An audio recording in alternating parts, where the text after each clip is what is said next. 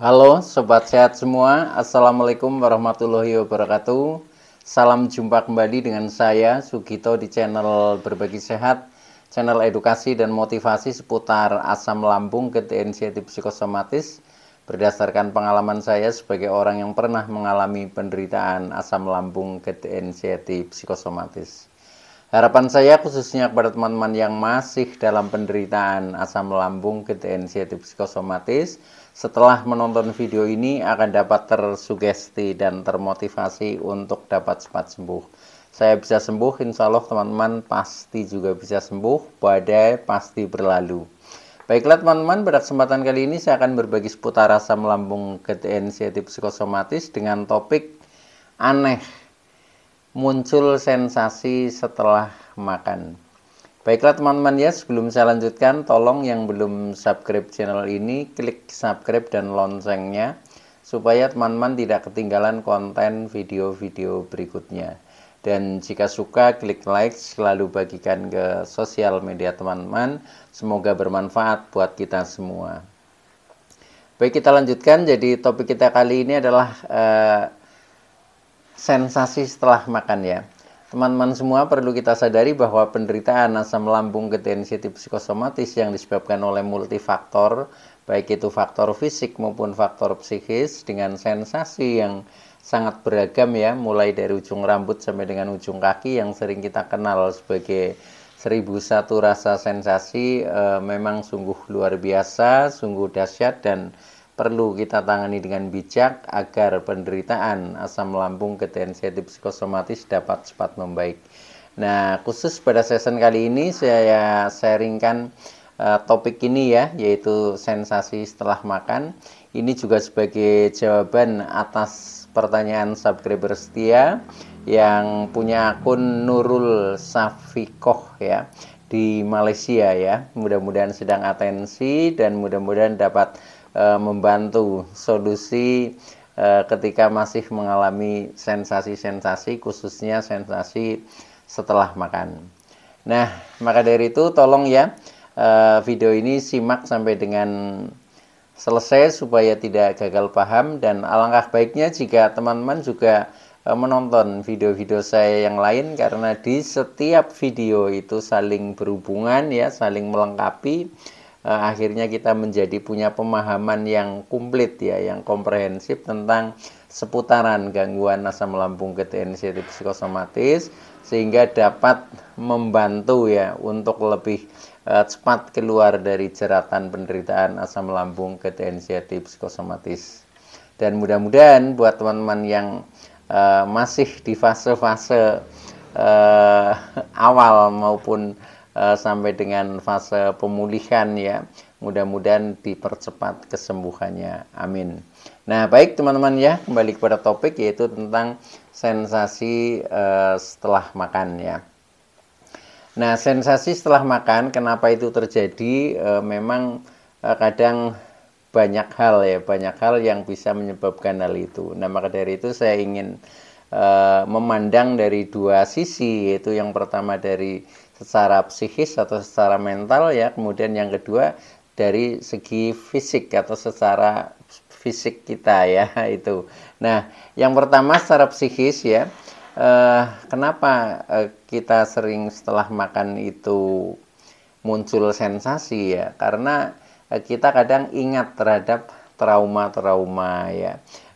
Trauma contohnya di masa lalu sering kita mengalami sensasi muncul setelah makan, sehingga walaupun kondisinya sebenarnya sudah berubah, ketika kita ingatnya trauma-trauma yang tidak menyenangkan ya, khususnya muncul sensasi setelah makan ya. Biasanya setelah makan itu kadang merasakan yang sesak nafas, yang kadang susah menelan ya, yang kadang menjadi kembung, kadang menjadi mengganjal di ulu hati ya, dada menjadi agak nyeri ya, bahkan di tenggorokan kadang mengganjal ya, dan sensasi-sensasi lain, sampai dengan kita merasakan kadang keliengan ya setelah makan, tapi kok malah justru keliengan. Nah itu bisa saja terjadi seperti itu karena kita memang masih melekat trauma-trauma yang pernah kita alami. Nah, maka dari itu ya kita harus berusaha bagaimana caranya supaya trauma itu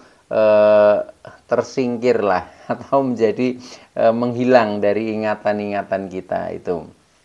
Nah, itu yang pertama ya, secara psikis tentang seperti itu. Kemudian yang kedua, kadang yang menyebabkan kenapa setelah makan itu muncul sensasi, karena kita punya doktrin yang kadang doktrin itu menghukum diri kita sendiri ya. Contohnya dengan doktrin makanan-makanan pantangan ya. Kita tidak boleh makan pedas, tidak boleh makan asam, tidak boleh makan makanan berlemak tinggi, tidak boleh makan goreng-gorengan dan lain sebagainya. Nah, itu kadang juga akhirnya ketika kita makan ya, nah itu setelah makan nah kemudian timbul sensasi karena kita ingat doktrin-doktrin itu ya. Nah, maka dari itu usahakan doktrin itu jangan dijadikan pegangan ya. Jadi makanya untuk membuat doktrin itu juga harus hati-hati ya. Makanya istilah makanan pantangan itu seharusnya diganti saja ya. Itu tidak menguntungkan ya. Jadi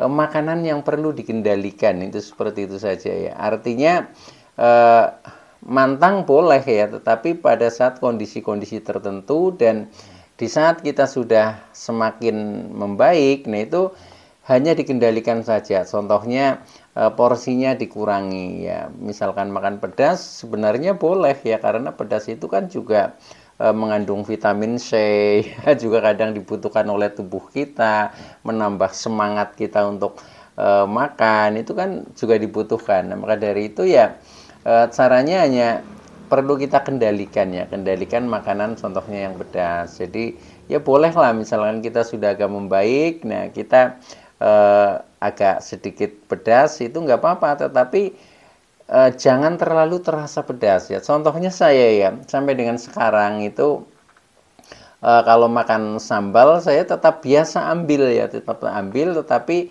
ketika makan itu hanya saya sentuhkan saja ya, saya enggak saya makan ya, saya sentuhkan saja makanannya itu saya sudah terasa pedas ya, karena pernah mantang ekstrim sama sekali tidak makan cabai ya, tidak makan sambal. Nah, akhirnya sekarang hanya disentuhkan saja itu sudah terasa dan itu sudah cukup ya bagi saya seperti itu. Nah, itu artinya hanya mengendalikan seperti itu, dan sewaktu-waktu kita mungkin kelupaan makan ya, nah itu juga menjadi nggak masalah ya, tidak masalah. Akhirnya ya kita menjadi baik-baik saja walaupun setelah makan ya sensasinya tidak muncul ya. Karena apa? Karena tidak ada doktrin yang kuat ya. Justru doktrinnya ya semua makanan itu merupakan nutrisi yang kita butuhkan seperti itu. Nah, itu yang kedua. Kemudian yang ketiga, kita harus merubah mindset teman-teman ya. Jadi benarkan mindset pikiran kita yang hubungannya dengan makan. Contohnya makan untuk sehat ya. Makanan adalah rezeki yang harus kita syukuri dan kita nikmati. Sehingga setelah kita menikmati ya hasilnya kita berharap akan menjadi tambah sehat ya, menjadi tambah membaik ya. Nah, dengan seperti itu nanti sensasi itu tidak akan muncul teman-teman ya. Karena kadang sensasi itu muncul karena dipicu oleh pikiran kita, seperti kita berharap ya. Contohnya yaitu setelah makan kadang pikiran kita, wah jangan-jangan nanti setelah makan sensasi muncul. Nah, ketika pikiran seperti itu ya sudah akhirnya menjadi muncul beneran. Karena apa? Karena kita sudah terkena psikosomatik. Jadi apa yang dipikirkan ya terlintas di pikiran itu langsung direspon oleh tubuh kita. Nah, kalau pikiran kita berharapnya atau seperti menunggu-nunggu sensasi, ya sudah sensasi itu menjadi datang ya. Maka dari itu ketika saya contohnya mau makan ya, yang saya ingat itu mindset bahwa makan untuk sehat ya. Semua makanan adalah rezeki yang harus kita syukuri dan kita nikmati. Sehingga setelah makan ya sudah, kita harapan kita menjadi lebih membaik. Nah, akhirnya ya betul, faktanya menjadi lebih membaik dan tidak muncul lagi sensasi. Nah, itu salah satu tip ya yang mungkin teman-teman perlu dicoba dan perlu ditanamkan. Walaupun untuk istilahnya menanamkan mindset sampai dengan bisa tersimpan di bawah sadar kita itu harus repetisi ya. Jadi berulang-ulang teman-teman ya, berulang-ulang dikatakan dan dijiwai atau dirasakan, itu seperti itu. Nanti lama-lama itu akan menjadi kuat kembali secara mental, itu seperti itu. Baik teman-teman ya, jadi itu secara psikisnya itu seperti itu ya. Nah kemudian secara fisik ya, secara fisik ini juga kita harus istilahnya bisa melihat diri kita sendiri ya. Nah supaya tidak muncul sensasi-sensasi yang biasanya muncul setelah makan, itu memang ada beberapa hal yang harus diingat ya. Harus diingat yang pertama ya, contohnya pilihan makanannya ini sangat menentukan ya. Nah biasanya untuk yang masih di fase-fase sensasi sering muncul itu juga banyak pengaruh soalnya ya. Jadi pilihan makanan, contohnya kita pilih makanan yang lunak-lunak teman-teman ya. Jadi termasuk saya kalau makan nasi saja itu nasi yang lembek ya teman-teman, itu seperti itu pada waktu itu ya.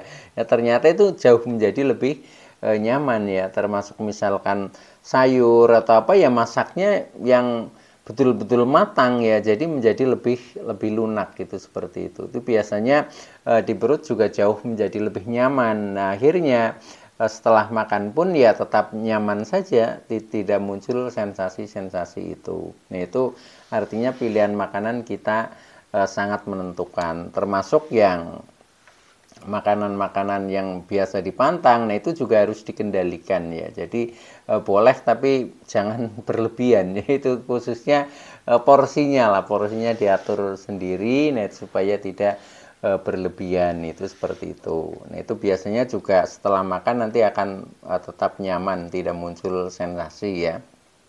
Nah kemudian ketika makan itu belum bisa dengan porsi yang normal ya, ini usahakan makan dengan porsi kecil teman-teman ya.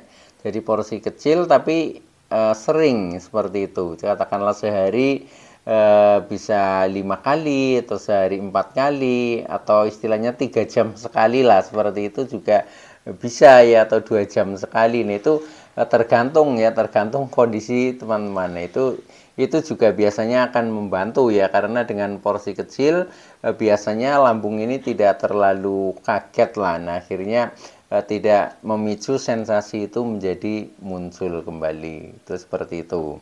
Nah itu dilakukan saja. Kemudian secara fisik juga ya, ini kondisi lambung juga perlu disikapi teman-teman ya. Perlu disikapi ketika memang secara fisik mungkin lambung belum begitu membaik ya. Contohnya ada yang mungkin semacam radang atau semacam teriritasi ya. Nah itu apalagi sampai ada luka. Nah itu harus betul-betul hati-hati ya, harus betul-betul hati-hati. Selain mungkin kita harus seperti memilih makanan, makan dengan porsi kecil, itu juga mungkin ada semacam obat ya, semacam obat tentunya, misalkan obat yang dari dokter ya, atau mungkin obat yang sifatnya herbal alami lah ya, yang harian, itu juga bisa ya. Nah contohnya awali makan dengan makanan-makanan yang dapat melindungi lambung itu. Contohnya seperti saya dulu di awal sebelum makan ya, sebelum makan itu pertama kali saya makan itu makannya bubur pati irut teman-teman. Itu untuk melapisi lambung supaya ini apa, ketika mungkin itu ada iritasi atau radang, itu akan menjadi lebih nyaman untuk makan selanjutnya ya. Jadi buat saja itu ya, bubur pati irut. Nah itu dipakai untuk sebelum makan ya. Jadi ya 30 menit sebelum makan pagi lah, itu awali itu untuk dasar. Nah itu nanti setelah itu berikutnya makan apa saja itu sudah nyaman ya. Jadi cukup sehari sekali tiap pagi, itu aja itu sudah bagus ya. Itu dengan bubur pati irut atau pati Garut sama saja ya, atau mungkin di daerah lain ada pati sagu, pokoknya pati lah itu yang ketika di bubur itu jadinya seperti lem ya. Itu nggak perlu banyak-banyak ya, cukup 1 sendok atau 2 sendok makan saja itu khusus untuk sendiri ya. Itu sih seperti itu saja ya. Itu yang penting rutinitasnya itu yang perlu istilahnya dilakukan.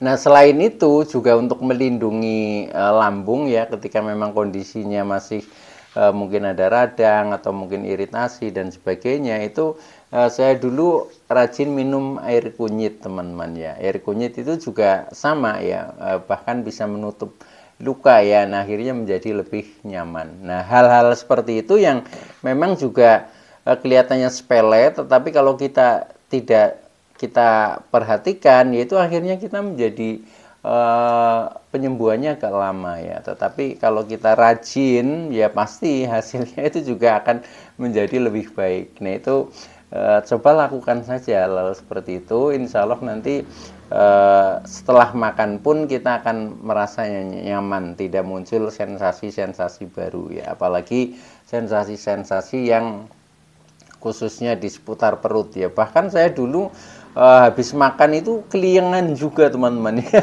Itu kan aneh juga ya. Nah, itu seperti itu ya. Jadi memang segala sensasi itu kadang sumbernya di saraf otak kita, yaitu yang akhirnya kita menjadi keliengan, menjadi pusing-pusing, menjadi kepala berat. Nah, itu bisa saja terjadi seperti itu ya. Maka dari itu kita memang harus menjaga dari hal yang terkecil ya. Terkecil kita lakukan dan nanti hal-hal yang lain-lain itu akan mengikutinya ya. Kalau hal yang kecil itu tidak muncul ya otomatis yang besar pun tidak akan muncul. Artinya setelah makan pun kita akan nyaman-nyaman saja, bahkan ya setelah makan itu kita menjadi tambah energik ya, menjadi tambah energi, tambah bertenaga ya, tambah semangat, akhirnya kita merasakan menjadi semakin sehat ya, semakin nyaman ya, semakin damai, dan akhirnya kita menjadi sembuh, teman-teman.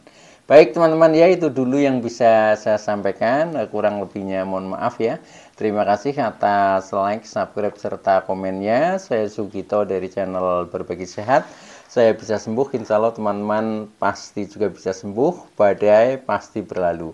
Oke, terima kasih. Wassalamualaikum warahmatullahi wabarakatuh.